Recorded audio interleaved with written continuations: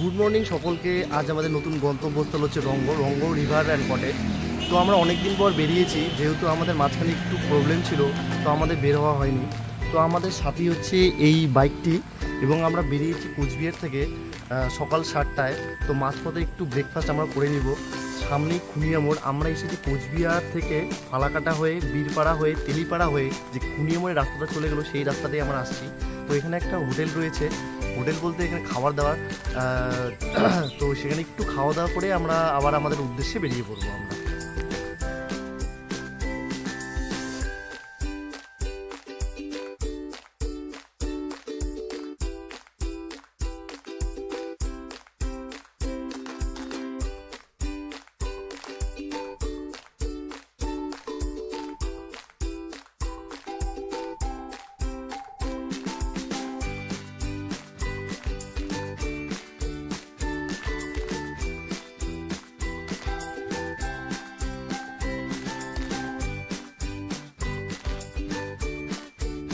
তো আমরা খুনিয়া মোড়ে পৌঁছে গেছি। যারা ফালাকাটা বীরপাড়া হয়ে আসবে তারা ঢুকবে ডান দিকে, আর যারা সেবক শিলিগুড়ি হয়ে আসবে তারা ঢুকবে বাঁ দিকে। তো আমরা এখন এই চাপড়ামারি ফরেস্টে প্রবেশ করলাম। তো এখানেই আমরা এটা পার করি আমরা রঙ্গতে পৌঁছবো। তো আপনারাও আমাদের সাথে সাথে এই বৃষ্টি ভেজা সুন্দর ফরেস্টে উপভোগ করুন। সত্যি বৃষ্টি পড়লে ফরেস্টের পুরো চেহারাটাই বদলে যায়, যেটা আমি নিজের চোখে উপভোগ করেছি। আপনারাও সাথে রাখুন।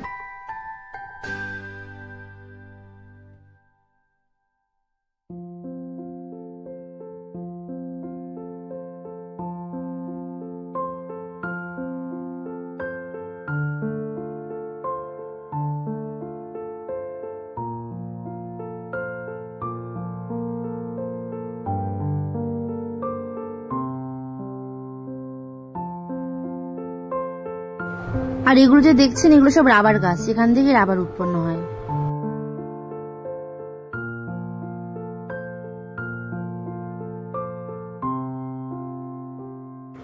তো চারপাশে ফরেস্ট দেখতে দেখতে আমরা গড়িবাস মোড়ে চলে আসলাম। তো গড়িবাস মোড় থেকে ডান দিকে যা ঝালং বিন্দু, আমরা যাব বাঁ দিকে। এই বাঁ দিকে আমরা পৌঁছে যাব ছোট্ট একটা গ্রাম রঙ্গ।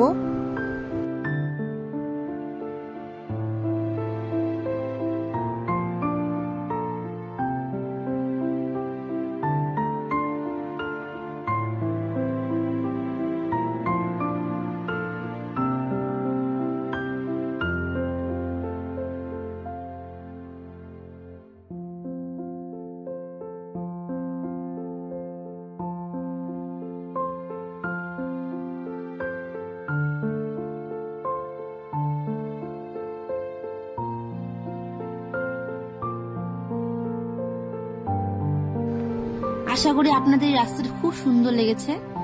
তো হঠাৎ করে দেখতে দেখতেই ওয়েদার একদম চেঞ্জ হয়ে গেল। কোথা থেকে জানি না কোন মেঘ এসে একদম পুরো আমাদের ভিজিয়ে দিয়ে চলে গেল।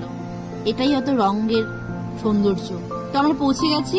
এই রাস্তা বরাবর সোজা চলে গেলে যাবে দলগাঁও ভিউ পয়েন্ট, আর আমরা যাব বাঁ দিকে, চলে যাব আমরা রঙ্গতে।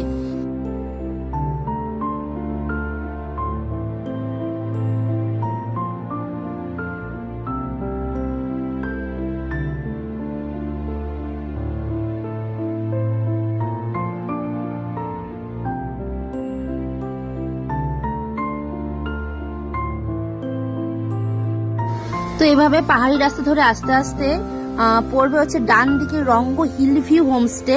এই রাস্তা বরাবর আমাদের রঙ্গ রিভার ক্যাম্প এন্ড কটেজের দিকে এগিয়ে যেতে হবে।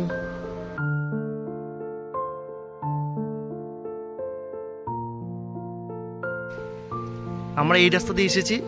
এই যে এখানে বোর্ডটা রঙ্গ রিভার ক্যাম্প এন্ড কটেজ, আর এখানে রয়েছে এই বাড়িটা। এই বাড়িটাতে আপনারা পার্কিং করতে পারবেন। আর এই রাস্তা বরাবর আমাদের কটেজের উদ্দেশ্যে যেতে হবে। Parking 4 wheeler 100, 2 wheeler 30 rupees. এই বাড়িতে আপনারা রাখতে পারবেন। এই যে আমার বাইকটা এখানে পার্ক করা রয়ে গেছে।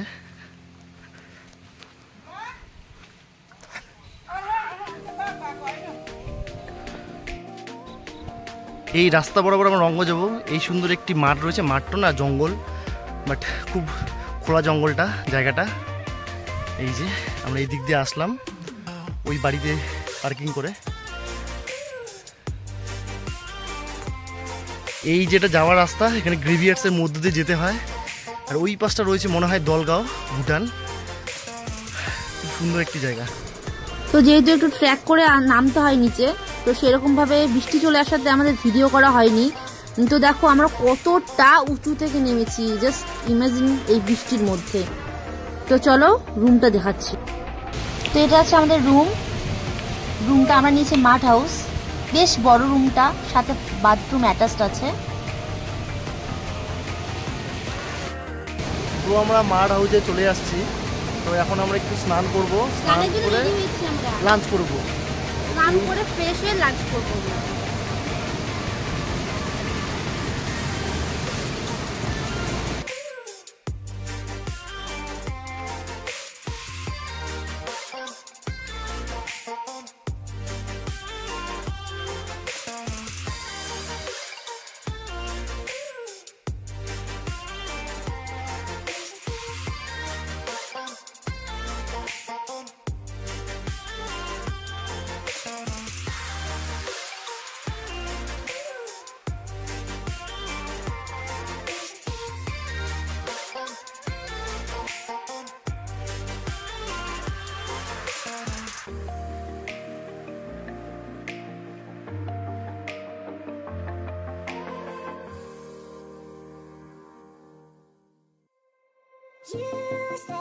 তো আমরা লাঞ্চ করতে চলে এসেছি এই সুন্দর দৃশ্যের সাথে।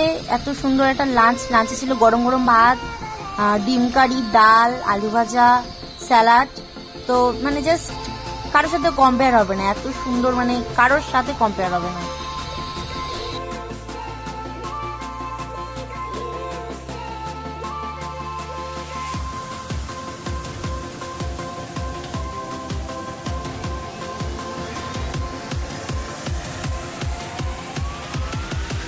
তো চলো এবার রুম ট্যারিফে চাই। এসব কটেজ 1300 টাকা,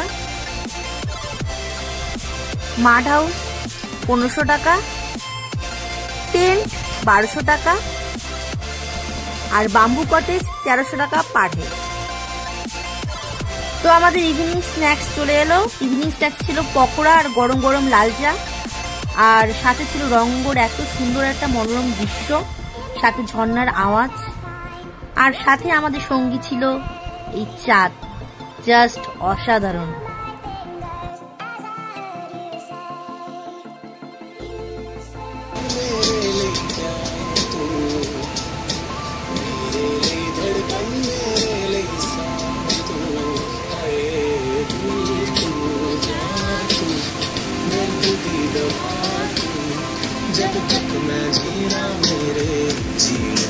তো আমাদের ডিনার চলে এসছে, আমরা ডিনারটা রুমে নিয়ে নিয়েছি। ডিনারে ছিল গরম গরম ভাত, চিকেন কষা, ডাল, আলু ভাজা, একটা সবজি আর স্যালাড। খাওয়ার কোয়ালিটি অসাধারণ ছিল। তো গুড মর্নিং সকলকে। পরের দিন এটা নতুন সকাল, সেই সকালে আমরা ব্রেকফাস্ট করতে চলে এসেছি এত সুন্দর দৃশ্যের সাথে। তো ব্রেকফাস্টে ছিল হচ্ছে লুচি আর গরম গরম আলুর একটা কষা টাইপের, আর সাথে ছিল স্যালাড।